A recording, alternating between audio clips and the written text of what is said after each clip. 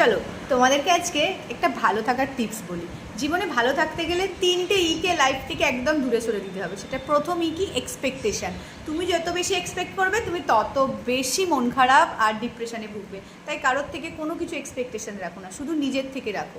Suppose ধরো তুমি কোনো বন্ধুত্ব বা যে কোনো সম্পর্ক বা তোমার অফিসে তুমি অনেক এফোর্ট দিয়ে কাজ করছো, কিন্তু তুমি ভাবছো আমিও সেই এফোর্ট বা সেই সব কিছু রিটার্নে পাবো।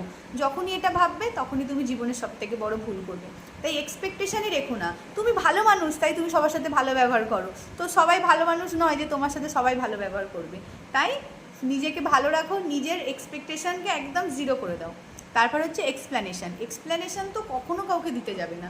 সাপোজ আমি আজকে ডিউটি এসেছি, এখন আমার মাথার যন্ত্রণা হচ্ছে, তো আমি আমার অপরজন আমার কালিগ যদি ভাবে ও নাটক করছে, ওর মাথার যন্ত্রণা হচ্ছে না, ও কাজ করবে না বলে নাটকটা করছে, আমি কি তাকে এক্সপ্লেনেশন করে বোঝাতে পারবো? আমি যতই বলি আমার মাথার যন্ত্রণা হচ্ছে, সে মনে মনে ভাববে তুই বেটা মিথ্যে কথা বলছিস।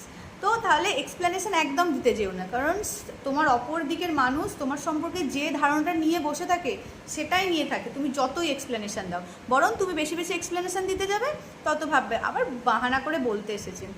তো তাহলে দুটো হয়ে গেল। আর 3 নম্বর হচ্ছে ইগো। ইগো আমাদেরকে অনেক বেশি কষ্ট দেয়। কখনো কি হয় যে আমরা ইগোর বশে এই কাজটা করি না, করতে ইচ্ছা করছে শুধুমাত্র ইগোর জন্য আমরা করতে যাই না। কাউকে খুব ফোন করতে ইচ্ছা করছে, কারোর সাথে খুব কথা বলতে ইচ্ছা করছে, কিন্তু ইগোর বশে আমরা তাকে ফোনও করি না, মেসেজও দিই না, কিন্তু সেই কষ্টটা আমরাই পাই।